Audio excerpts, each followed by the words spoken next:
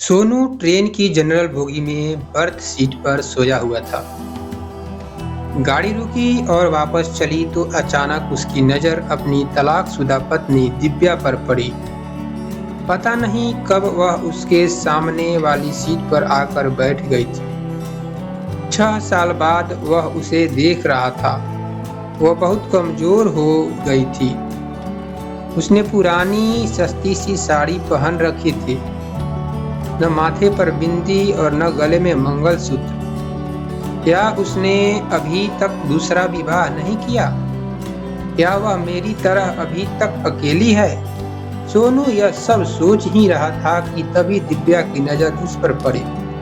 नजरें मिली तो सोनू दूसरी तरफ देखने लगा। फिर पता नहीं क्या सूझा, सोनू सीट से नीचे उतर आया और दिव्या के पास बैठे लड़के से कहा कि वह ऊपर वाली सीट पर चला जाए।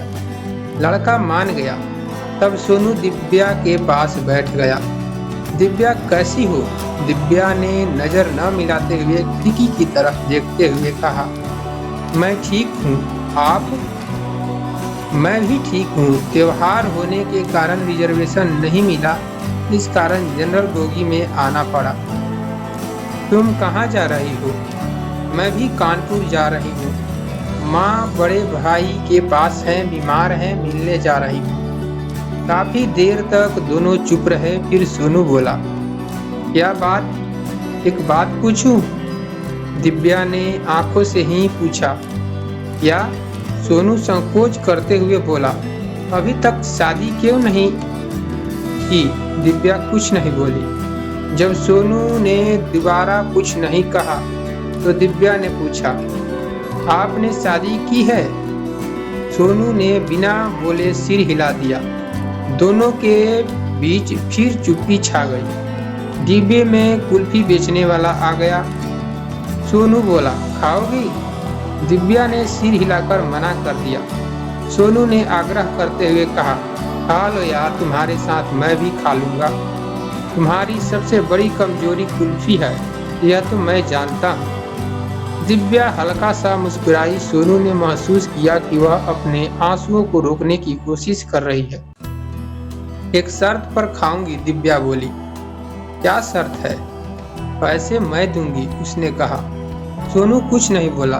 दिव्या ने 2 कुल्फियां खरीदी और एक सोनू को देते हुए बोली, अब मैं भी कमाने लगी हूँ, एक प्राइवेट स्कूल में पढ़ाती हूँ, महीने के 10,000 मिलते हैं।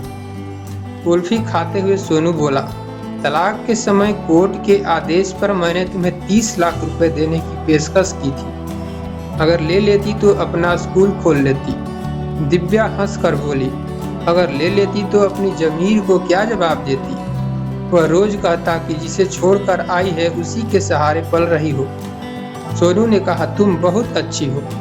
यह एहसास तलाक के बाद हुआ। मैं बदल गया हूँ, मैंने पीना छोड़ दिया है, गुस्सा करना भी।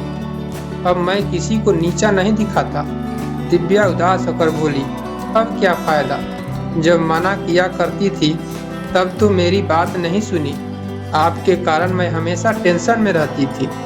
इसी कारण 2 बार मेरा गर्भपात हो गया, वरना आज मेरे 2 बच्चे होते। बच्चों की बात सुनकर सोनू की आंखों में आंसू आ गए। उसने कहा, कभी कभी लगता है मैं बहुत बुरा आदमी हूँ। मैंने कभी रिश्तों की कदर नहीं की, इसलिए सजा झेल रहा हूँ। कानपुर स्टेशन आने वाला था। सोनू ने पूछा, वापस कब जाओगी? दिव्या बोली, कल सुबह की ट्रेन से। सोनू ने कहा, कितने बजे? दिव्या बोली, हम गरीब लोग हैं, जिस ट्रेन में टिकट मिल जाए उसी में टिकट लेकर चढ़ जाते हैं। सोनू बोला, अगर मैं रिजर्वेशन की 2 टिकट ले लूँ तो? मैं तुम्हारे साथ जनरल डिब्बे में चलूँगा। बताओ कितने बजे यहाँ मिलोगी? दिव्या बोली, सुबह 9 बजे।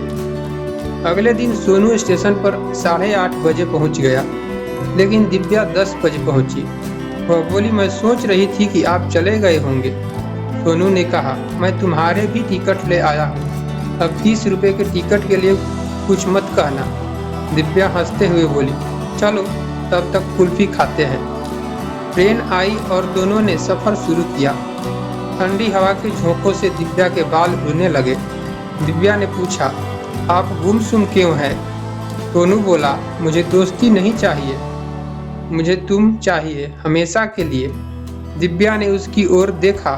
सोनू बोला, मैं जानता हूँ मैंने तुम्हारी कदर नहीं की, माफ कर दो, लौट आओ। दिव्या ने उसकी ओर देखते हुए कहा, मैं जानती थी आप यही कहेंगे, इसलिए मैंने अपनी मांग भर ली है। अब अकेले चलने का समय खत्म हो गया है। सोनू के आंसू छलक पड़े। उसने कहा, मत रोको इन आंसुओं को, बहने दो, दिल हल्का हो जाएगा। दिव्या का संयम टूट गया। वह सोनू के कंधे पर सिर रखकर रोने लगी। गाड़ी चल पड़ी। अब उसकी मंजिल मायका नहीं, पिया का घर था। दिव्या मुस्कुराते हुए सोनू का हाथ थाम लेती है। अब उन दोनों का नया सफर शुरू हो चुका था। अगर यह कहानी अच्छी लगी तो अपने दोस्तों में शेयर करें। इस वीडियो को लाइक और ऐसे ही कहानी के लिए हमें सब्सक्राइब करें। धन्यवाद।